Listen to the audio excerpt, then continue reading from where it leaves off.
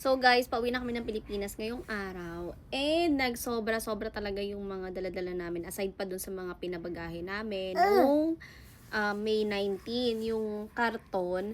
And now, binigyan ako ng tita ko ng yung pinakamalaki niyang maleta dito sa bahay. Kasi hindi talaga nagkasya yung iba namin gamit. So, kailangan ko talagang mag-add baggage. And then, buti na lang, binigyan ako ng tita ko ng maleta, yung malaki. So, ayun, nagkasya. Tapos, yung hand carry ko na purple, yung luggage siya na 20 inches ba yun?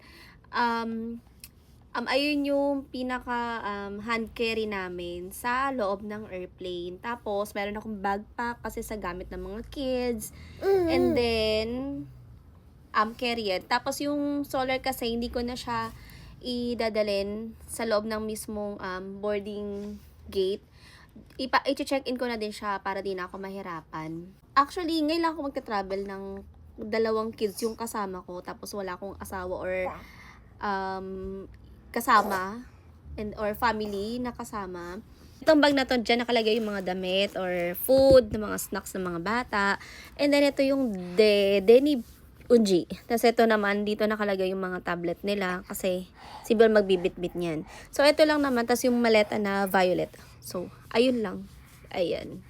So, ito guys, magbo-voice over na lang ako kasi di na ako nagsalita dito. And wala din naman kakwenta-kwenta yung sinasabi yung mga ko dyan. Namin. Yung purple, yan yung pang hand carry. Tapos yung black, yun yung check-in ko na baggage. Nandun na sa kotse kasi yung yellow. So, dalawa talagang ganun kalalaki yung dala-dala namin. Kaya medyo dumami yung maleta kasi nga may mga gamit ako na binili, tapos mga pagkain like chocolates, tapos chip stars, yung mga something na gano'n, yung makakain talaga namin, and yung favorite talaga namin, yung pinagbibili ko. Pag nandito ka talaga sa Japan, iisipin mo talaga yung kahit hindi mo kailangan, mapapabili ka talaga. Kasi alam nyo yun, nakakainganyo talaga bumili, lalo kapag colorful yung nakikita Maaga kami umalis dyan, mga 1 p.m. kasi from Obama to Kansai Airport is mga nasa 3 hours, depende sa magdadrive or depende sa traffic. By the way, dito naman sa may Osaka or sa Kansai, di ko pa na-experience yung traffic. Pero dun sa Tokyo, nung pumunta kami noon dun, yun, na-experience ko yung traffic dun. Ang lala talaga. And then, kasi siguro mga 4 p.m. nakadating na kami sa Kansai Airport. And papasok na kami dyan para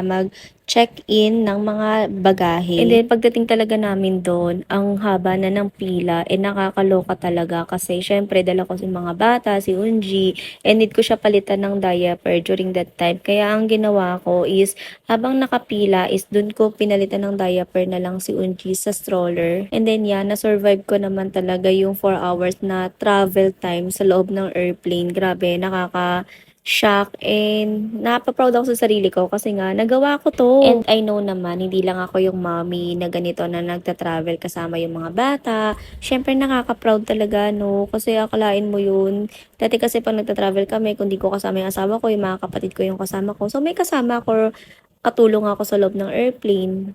During that time, hindi pa kami kumakain. And nauna kasi yung pagbili ko sa duty free. And ang tagal talaga dun sa check-in counter, yung pagpila talaga. Siguro umabot kami ng 1.5 hours. Sa immigration, mabilis lang naman. Tsaka yung sa security check, ang bilis lang dun. Dun lang talaga natagalan sa pag-check-in. So yeah, medyo nag-antay lang kami dyan ng mga 30 minutes to 1 hour kasi nga inantay pa namin yung airplane. And then sa loob naman, si Unji umiyak lang ng sobrang konti lang naman. Tapos natulog na din siya.